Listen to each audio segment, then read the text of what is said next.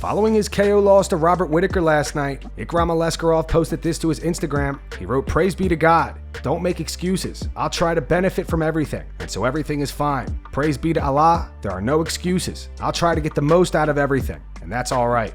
At the post-fight press conference, here's what Rob had to say when he was asked if he's happy that he fought Ikram instead of Khamzat and got a quick victory. Obviously, you're a great fighter, one of the greatest, but how do you see this whole situation playing out for you? If not for Khamzat fight being cancelled, probably things would play differently. You would have to fight 5 rounds. You could possibly lose.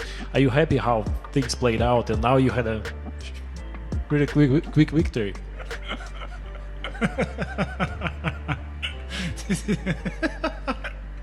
Mate, if I had wheels, I'd be a bike. Am I right? Like, it is what it is. Yeah, mate. What if I ordered scrambled eggs instead of waffles this morning? I don't know. I understand Chimaev's a hard fight, but I didn't shirk it. I did not say yes to fighting him. You know what I mean? Yeah. I don't know how to respond properly to that. But thank you very much. Thank you. He and Garry fired back at Michael Venom Page for his recent comments. The two are set to fight at UFC 303 later this month. MVP said he's going to knock Ian out within the first 2 minutes of the fight. In an interview with MMA Junkie, Ian fired back saying he thinks it's going to be a 2-minute fight. "I bet you he throws 3 shots in 2 minutes. I bet you he is super cautious. And he is super careful because he knows how dangerous I am. I bet you he's going to be shitting himself, and he's going to be frozen. He's going to do his stupid handwork, his footwork. He's going to do that because he wants his reactions. He wants me to react. He wants me to open up or try to do something. I guarantee you, go watch the second fight he had with Douglas Lima, and watch how many shots he threw in the first 2.5 minutes. I know. 2. He's going to be very, very similar, and he ain't going to knock me out. He ain't going to touch me. He ain't going to finish me. He's going to be swimming. I am absolutely going to dominate him in every way, shape, and form physically possible. The fight, in my mind, it's going to be a further distance, and both of us are going to try to meet in that distance where he wants me to come in or I want him to come in, and I think it's just going to be a game of tug of war. Who's going to enter that no man's land? Who's going to take the first step? I genuinely don't see a world where it's MVP. Brian Ortega may have just leaked that Ilia Topuria is already booked to defend his featherweight title against Max Holloway. In an interview with Shaquille Majori, Ortega said, "I think that fight is already made." Shaquille responded saying, "You hear something I haven't, Brian?" Ortega replied, "Something. I heard that fight's already made. Let's just say that. From what I heard, I could be wrong, but I'm not usually wrong." The MMA community is not thrilled with Kelvin Gastelum today. Kelvin was supposed to fight Daniel Rodriguez last night at welterweight. However, the fight was moved to middleweight because Kelvin was apparently having a tough time cutting weight. Kelvin ended up defeating D-Rod via unanimous decision. As most of you know, this is not Kelvin's first time missing weight. Kelvin has now missed weight 4 different times since joining the UFC. And fans are furious over the fact that Kelvin was posting videos like this to his YouTube channel just a month ago. A series literally called Missing Weight with Kelvin Gastelum, where he rates different foods. Dana White expressed his disappointment with Kelvin at the post-fight press conference. Here's what he had to say. Kelvin Gastelum obviously struggled with his weight cut this week. So is he staying at middleweight or is it welterweight? I don't know. You know, I'm not thrilled with Kelvin Gastelum right now. You know, this guy's missed weight like 3 times in his career. You got kids taking fights on a week notice, jumping off cards, coming over here and making weight, and Kelvin doesn't make weight. It's extremely disappointing. Joe Rogan revealed a conversation he had with Kelvin 8 years ago. While watching the fight live last night on the Joe Rogan Experience, Joe said, "Bro, I had a conversation with him maybe 8 years ago at the store. We were going out and I said, Kelvin, if you just got disciplined and dropped down to 170, you're a world champion." He said, "I know." Daniel Rodriguez gave his take on the situation after the fight. D-Rod doesn't think that Kelvin would have been able to take those shots had he actually made weight, nor would he have been that strong. So, it didn't really go my way. It's the fight game that happens. I mean, I took the risk. There's no way I was gonna come all the way out here and not fight, you know?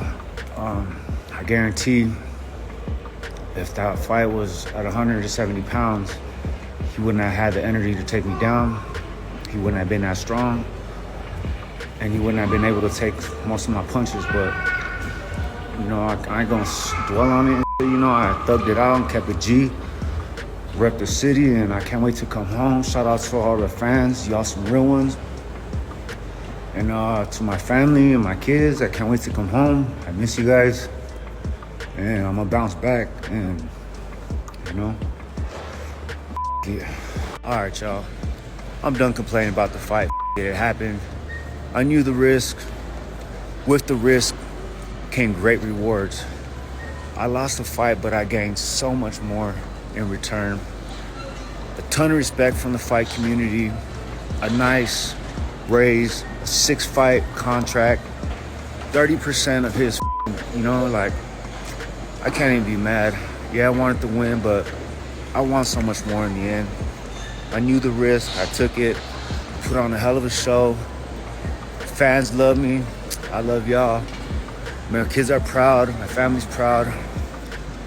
You know, I lost what I wanted, so yeah, I can't wait to get home here at the airport.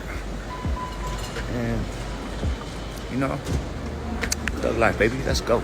Michael Bisping and Michael Chiesa both had words for Kelvin. Bisping said Rodriguez was restricting calories during his camp. He wasn't taking on the carbohydrates so that you recover from a training session. You lose muscle and all the rest of it because he was taking it seriously. He wanted to weigh in at 170 pounds, whereas Gastelum clearly wasn't doing that throughout the training camp. So therefore, you're stronger, you're more athletic, you recover from your training sessions quicker, and you come into the fight stronger and heavier. Both men had a tremendous fight. I thought Daniel Rodriguez should be proud of himself. Really pushed Gastelum to the limit. Gastelum, even though he was heavy, still managed to keep a good pace for 15 minutes. The takedowns in round 3 were kind of essential because Rodriguez was starting to find the mark on the cage. It was a great fight. It really was. Both men should be proud of themselves, but Kelvin Gastelum, regarding the weight situation, he should be ashamed of himself. Michael Chiesa said the pace that Kelvin Gastelum upheld throughout the course of 15 minutes of that fight tells me you didn't try to make weight, because if somebody really suffered trying to make weight and they miss, they're not able to sustain that type of pace. That tells me he didn't try.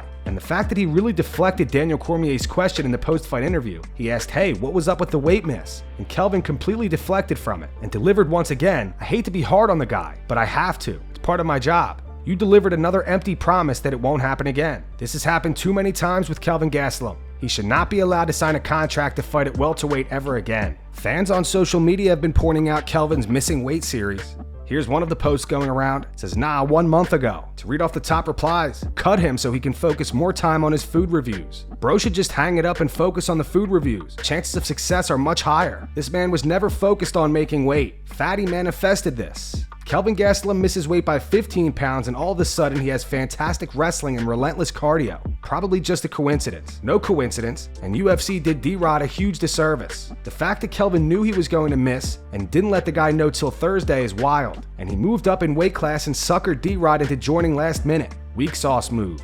What do you guys think of this situation? Do you think Kelvin should be cut from the UFC? Post your takes in the comments. And that's going to wrap it up for the news. Thanks for watching. For daily MMA news and content, subscribe to Full Mount MMA and click the bell icon to be notified when we post videos. Here are the 3 top comments from last video. The first one's from Fancy Ape 69. It says, Rob did what Conor thought he would do to Khabib. The second one says, zip it, Khamzat. You blew your shot yet again. Rob's moving on to bigger and better things. And the final one says, Bobby Knuckles is back, baby. Those were the 3 top comments from last video. If you want to be featured in the next one, all you have to do is comment down below. And if you missed yesterday's news, click the video on screen right now to get caught up.